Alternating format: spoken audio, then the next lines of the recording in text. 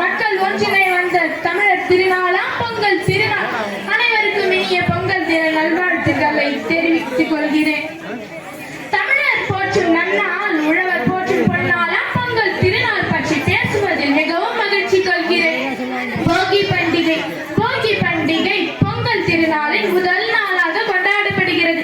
பழையன கழிதலும் புதியன புகுதலும் என்ற வரிகளுக்கேற்ப பழைய பொருட்களை அப்புறப்படுத்தப்பட்டு வீடு சுத்தமாக்கப்படும்.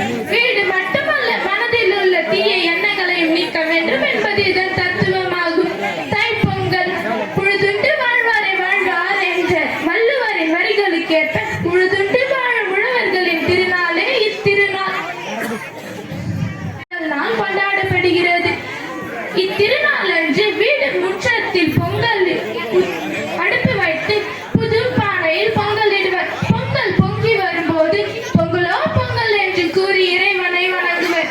ஞாயிறு போற்றுதும் என்ற வரிகளுக்கேற்ப சூரிய கடவுளுக்கு நன்றி செலுத்தும் நாளே இத்திருநாளாகும். மாட்டு பொங்கல்.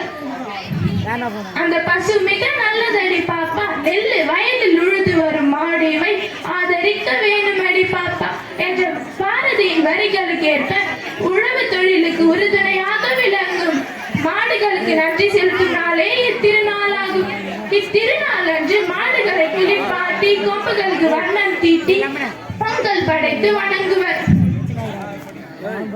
நான்காம் நாளாக காணும் பொங்கல். நல்வாரை காண்பதும் நன்றே என்ற வரிகளுக்கு ஏற்ப இத்திருநாள் கொண்டாடப்படுகிறது. இத்திருநாள் அன்று உற்றார் உறவினர்கள் நண்பர்களை காணுதல் என்பன அடங்கும். இது ஒரு உலக மக்களை ஒருங்கிணைக்கும் நாளாக இத்திருநாள் கொண்டாடப்படுகிறது. தலைமுறை மாறினாலும் மாறாத பண்டிகை எங்கள் பொங்கல் பண்டிகை பற்றி பேசுவதில் மிகவும் மகிழ்ச்சி அடைந்தேன் என்று கூறி எனது உரையை நிறைவு செய்கிறேன். நன்றி, வணக்கம். வாசிக்க வந்துள்ளேன். பலித்தது பாரதி கனவு, ஜொலிக்குது பாரதிதாசனின் நினைவு.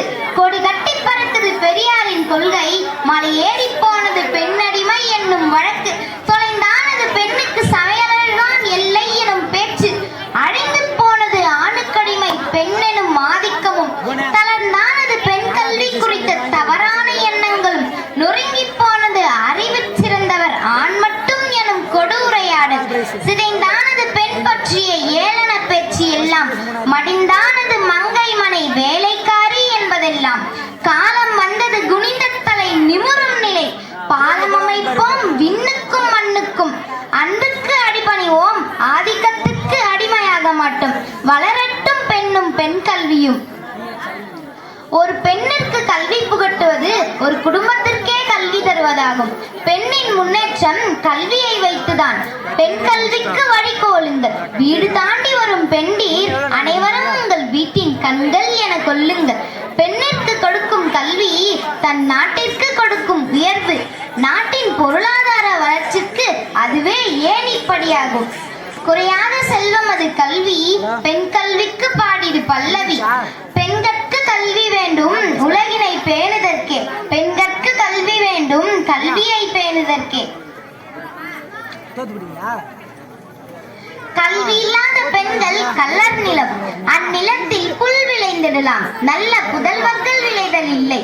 ஊதுகுழலை கையில் எடுக்கும் பெண்கள் எழுதுகோலை கையில் எடுக்க வேண்டும். சிந்திக்கும் மூளை பெண்ணுக்கு உண்டு, நிந்திக்க வேண்டாம் பெண்ணின் திறமையை. வானையும் அளப்போம், கடல் மீனையும் அளப்போம், மண்ணையும் விண்ணையும் கற்று தெளிவோம்.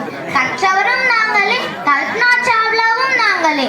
கற்றோரையும் பெற்றோரையும் மதித்து வாழ்வோம், மற்றோரின் நல்லுரையையும் மதித்து வாழ்வோம். நாட்டை உயர்த்தி நாமும் வாழ்வோம். வாழ்க நற்றமிழ், வாழ்க தாய் திருநாடு. நன்றி.